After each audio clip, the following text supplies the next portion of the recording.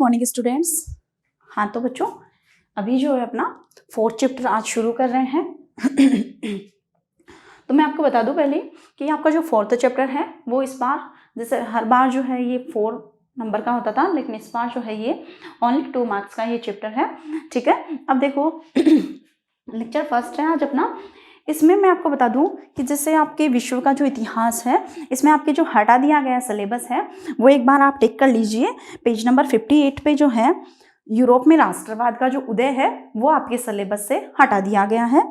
इसी के साथ में देखो फिर आपके जो मतलब जैसे यूरोप में राष्ट्रवाद के कारण वो भी हटा दिए गए हैं, जितने भी कारण हैं। अब देखेंगे अपन औद्योगिक क्रांति जो आपके सिलेबस में है। इसके बाद में जैसे आप पेज नंबर 63 पे आ जाओ, जर्मनी और इटली का जो एकीकरण है वो आपके सिलेबस से हटा दिया गया है कंप्लीटली। बाद का जो है वो आपके सिर्फ जो है सिलेबस में ओनली औद्योगिक क्रांति है। ठीक है, तो आपके सिलेबस में कौन सी क्रांति है? ओनली औद्योगिक क्रांति है।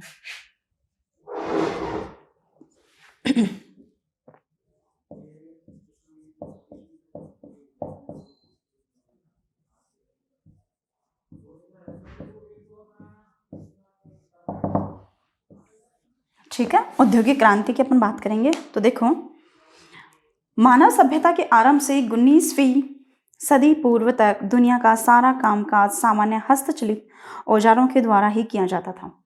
जब से मानव सभ्यता का जो प्रारंभ हुआ था, मतलब मानव जब अपने सभ्य रूप में रहना जब मानव ने शुरू कर दिया था, ठीक है, पहले मानव आदिवासियों की तरह रहता था, फिर मानव ने जब सभ्य जीवन जीना शुरू कर दिया था, तब से लेकर 19वीं सदी तक 19वीं सदी पूर्व तक दुनिया का सारा जो कामकाज होता था, मतलब जो हस्तचलित औजारों से होता था, हाथों से किया जाता था। ठीक है, कोई मशीनें नहीं थी, इतनी जो है क्रांति नहीं थी उद्योगों में। ठीक है, कि कोई भी काम जो था मशीन से हो जाता था।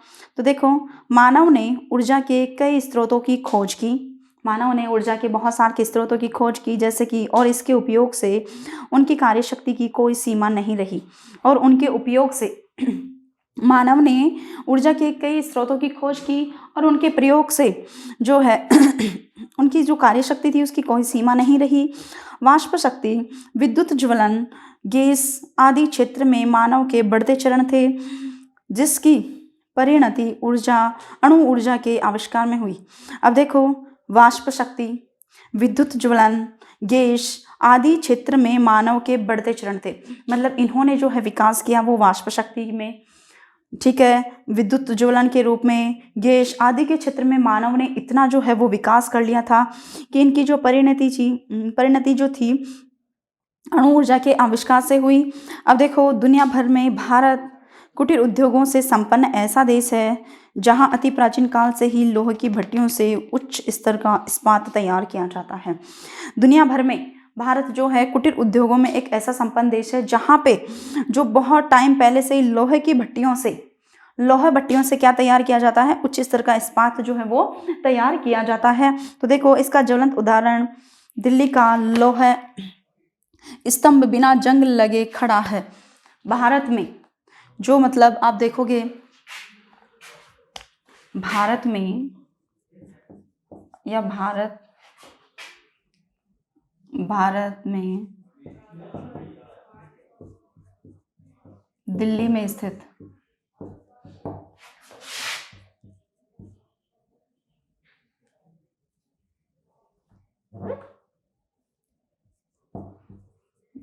स्थित लौह इस्पात, लौह स्तंभ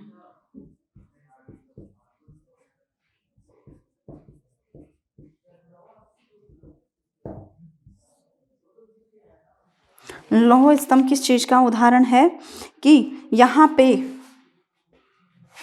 लौह स्तंभ यहाँ के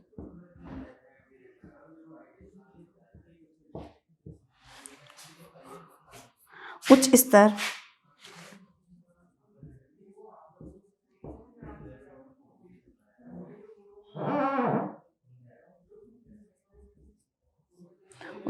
का इस्पात तैयार करने का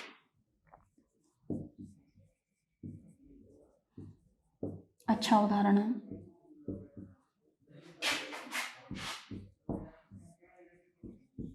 ठीक है, भारत में दिल्ली में स्थित जो लौह स्तंभ है, लौह स्तंभ यहाँ के उच्च स्तर का इस्पात तैयार करने का एक अच्छा उदाहरण है, ये आपको ध्यान में रखना है। ठीक है, मतलब बहुत समय पहले से ही जो है भारत में कुटीर उद्योग इस तरह से थे कि लोहे की भट्टियों में लोहे को गलाकर जो है इस्पात तैयार किया जाता था। ठीक है, और उसका उदाहरण दिल्ली में स्थित लोह स्तंभ है। और इस लोह स्तंभ की विशेषता यह है कि इसमें जो है जंग नहीं लगती है, जबकि आप जानते हो कि लोहे में तुरंत जंग आ जाती है, लेकिन इस लोह स्तंभ में जो है जंग नहीं लगती है।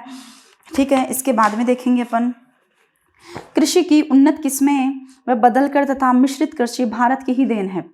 कृषि की उन्नत किस्में, ठीक है, उन्नत किस्म की जो किस्मों से जो मतलब उत्पादन क्या होता है, अच्छा उत्पादन होता है।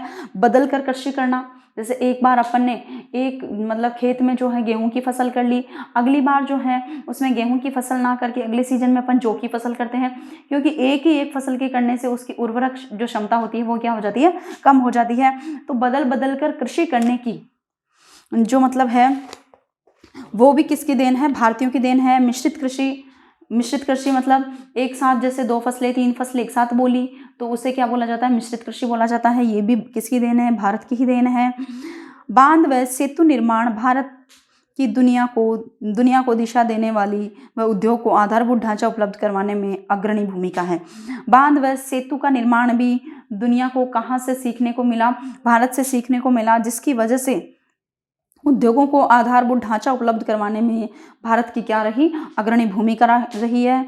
हजारों वर्ष पूर्व श्रीलंका व भारत के बीच बनाया गया राम सेतु उदाहरण है, जिसके निर्माण की विधि भी हमारे शास्त्रों में विद्यमान है।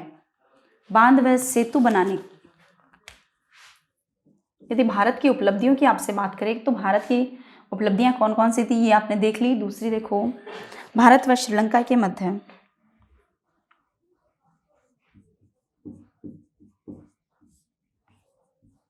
हजारों वर्ष पूर्व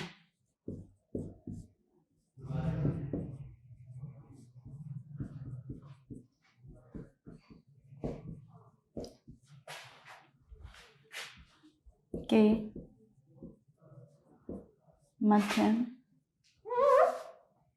मध्य बना राम सेतु पुल।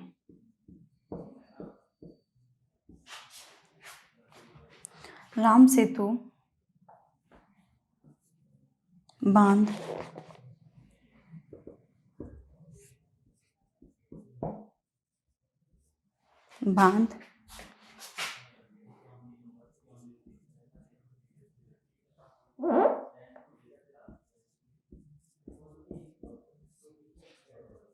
उदाहरण है कि भारत ने दुनिया को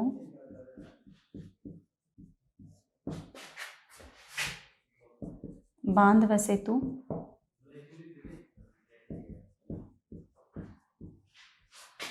बनाने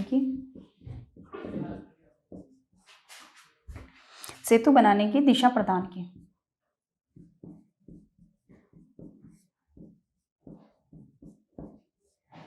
ठीक है, भारत व श्रीलंका के मध्य जो बांध बना हुआ है राम सेतु बांध, वो इस बात का उदाहरण है कि भारत ने जो है पूरे विश्व को, पूरी दुनिया को बांध व सेतु बनाने की क्या दी, एक दिशा जो है वो दी है। इसके बाद में देखो, वर्तमान में 19वीं शताब्दी से पूर्व दूसरी चीज, कृषि के क्षेत्र में भारत का जो योगदान है वो क्या है। देखो, कृषि की उन्नत किस्में, ये भी आपको ध्यान में रखना है। उन्नत किस्में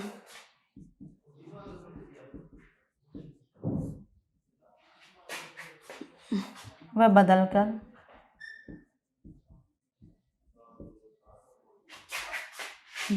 तथा मिश्रित कृषि,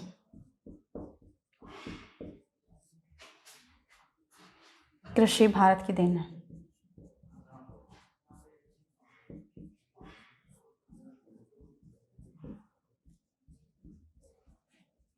ठीक है, अब देखो, वर्तमान में 19वीं शताब्दी से पूर्व 19वीं शताब्दी से पूर्व जो है कृषि उद्योग, व्यापार व वाणिज्य की उत्तम व्यवस्था भारत में वर्षों पूर्व विद्यमान रही है। 19वीं शताब्दी से पहले कृषि उद्योग, व्यापार व वाणिज्य की जो उत्तम व्यवस्था थी वो पहले से ही भारत में विद्यमान थी। ठीक है, जबकि दुनिया में तथाकथित हजारों विकसित राष्ट्रों द्वारा 19वीं सदी के नए प्रयोग प्रारंभ किए। जबकि दुनिया में तथाकथित हजारों जो विकसित राष्ट्र थे उनके द्वारा 19वीं सदी से जो है नए प्रयोग जो है वो प्रारंभ किए गए थे। ठीक है, तो अपने भारत की यदि योगदान की बात करें औद्योगिक क्रांति में, तो आप जो है आपके पास आंसर है कि भारत में दिल्ली में स्थित लौह स्तंभ यहाँ के उच्च स्तर का इस्पात बनाने का एक अच्छा उदाहरण है। हजारों वर्ष पूर्व भारत व श्रीलंका के मध्य बना राम सेतु बांध उदाहरण है कि भारत ने दुनिया को बांध व सेतु बनाने की दिशा प्रदान की थी। और कृषि की उन्नत किस्में व बदलकर तथा मिश्रित कृषि भारत की क्या है, एक प्रमुख देन है। ठीक है, अब अपन बात करेंगे कि औद्योगिक क्रांति का अर्थ क्या होता है, औद्योगिक क्रांति का मीन क्या है। ठीक है, तो देखो औद्योगिक क्रांति का अर्थ जो है हम देखेंगे। ठीक है बेटा, ये चीज आपको समझ में आ गई होगी कि भारत में स्थित लौह स्तंभ यहाँ के उच्च स्तर का इस्पात बनाने का एक अच्छा उदाहरण है। और भारत व श्रीलंका के मध्य जो बना हुआ राम सेतु है वो हमें ये बताता है कि भारत ने विश्व को जो है बांध व सेतु बनाने की कला से जो है परिचित करवाया था। तीसरी चीज, कृषि की उन्नत किस्में बदलकर कृषि करना। ठीक है, वह मिश्रित कृषि करना जो है किसकी देन है, भारतीयों की देन है। ठीक है, तो देखो आगे अपन जो है वो देखेंगे कि औद्योगिक क्रांति का जो अर्थ होता है वो क्या होता है, औद्योगिक क्रांति की परिभाषा क्या है।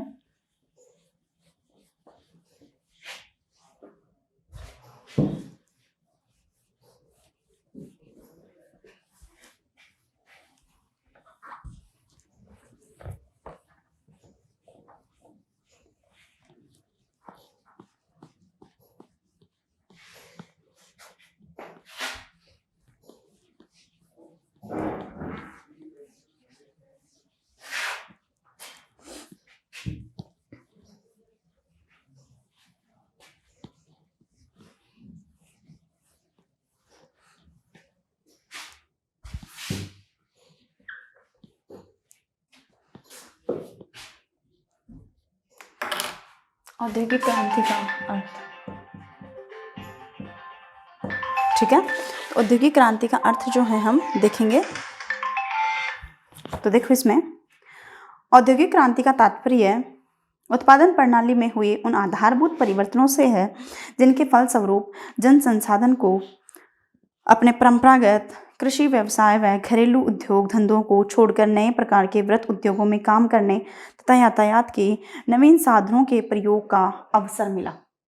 औद्योगिक क्रांति के अर्थ की यदि अपन बात करें तो औद्योगिक क्रांति से क्या मतलब निकाला जाता है कि उत्पादन में हुए उन आधारभूत परिवर्तनों से है, उत्पादन के साधनों में जो आधारभूत परिवर्तन हुए हैं जिनके फलस्वरूप वो परिवर्तन जिनकी वजह से जन संसाधनों को, जो जनता के प्रयोग के जो संसाधन हैं उनको अपने परंपरागत कृषि व्यवसाय व घरेलू उद्योग धंधों को छोड़कर, कहने का मतलब ये है कि औद्योगिक क्रांति में ये हुआ कि उनके जो परंपरागत जो संसाधन थे जैसे कृषि हुई, व्यवसाय, घरेलू व्यवसाय वगैरह जो थे उनको छोड़कर नए प्रकार के वृहत उद्योगों में काम करने तथा यातायात के नवीन साधनों के प्रयोग का अवसर मिला।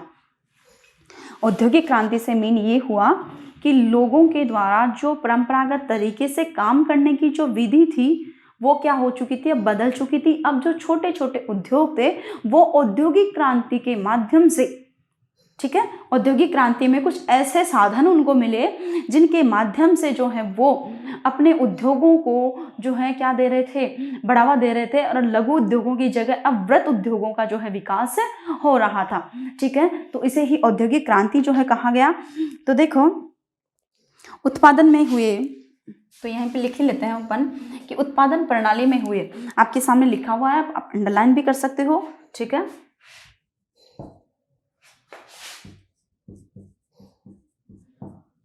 उत्पादन प्रणाली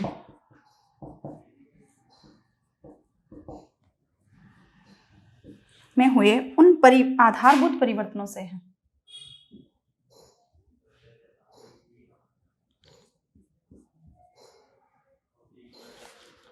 औद्योगिक क्रांति आधारभूत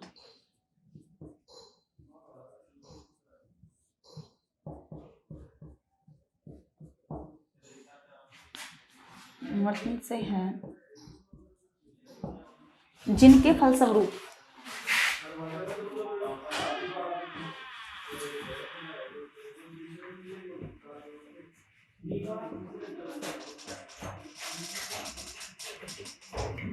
जन संसाधनों को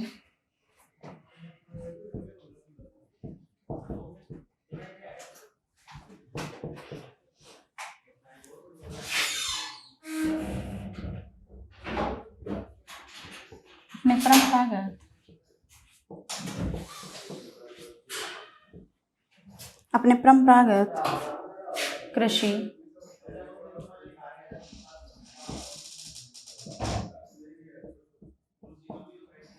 व्यवसाय व घरेलू उद्योग धंधों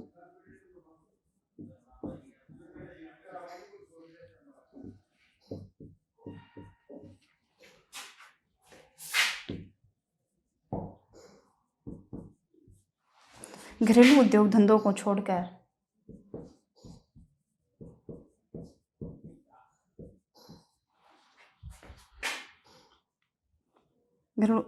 नए प्रकार के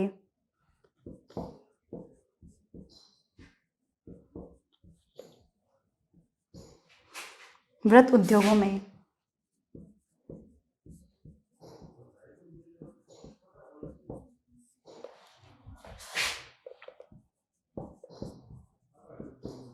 नए उद्योगों में काम करने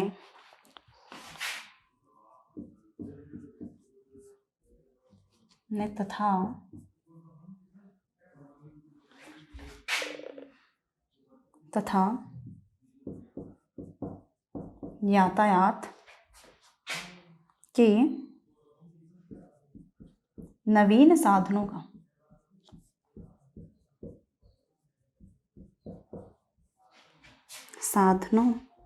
के प्रयोग का अवसर मिला।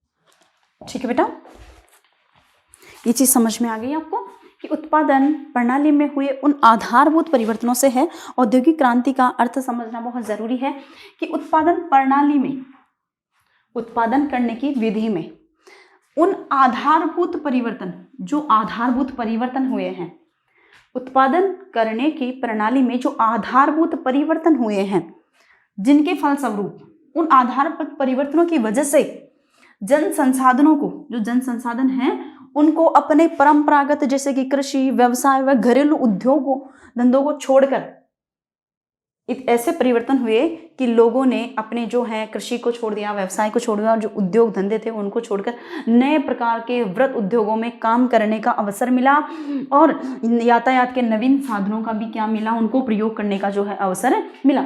उसे ही क्या कहा गया है, औद्योगिक क्रांति कहा गया है।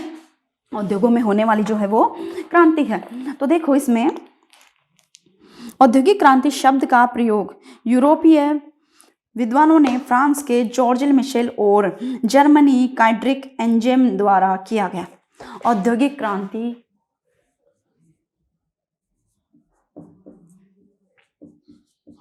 औद्योगिक, ये भी आपको ध्यान में रखना है, औद्योगिक क्रांति शब्द का प्रथम प्रयोग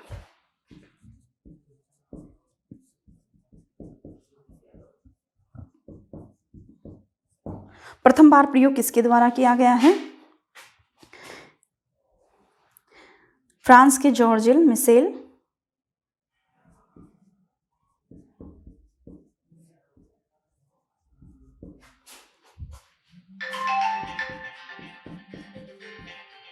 फ्रांस के जॉर्ज मिशेल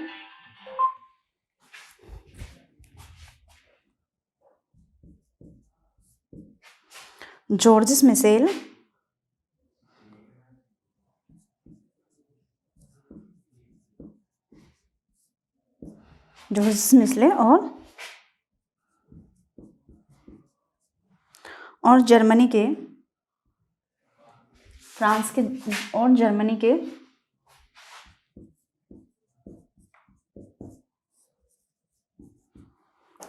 जर्मनी के कौन थे? काइड्रिक एंजेम।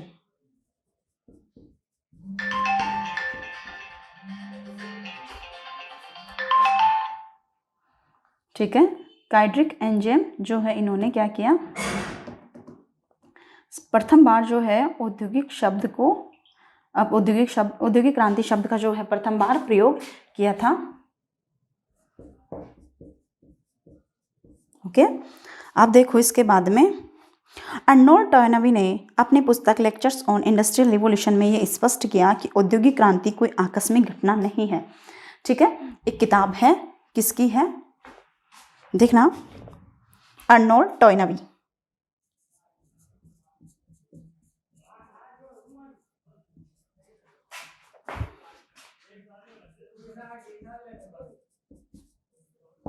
इनकी पुस्तक है जिसका क्या नाम है, अर्नोल्ड टॉयनबी की पुस्तक है lectures on industrial revolution.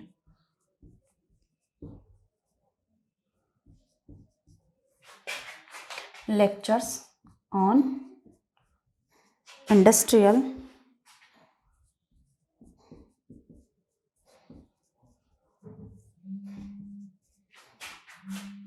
Revolution.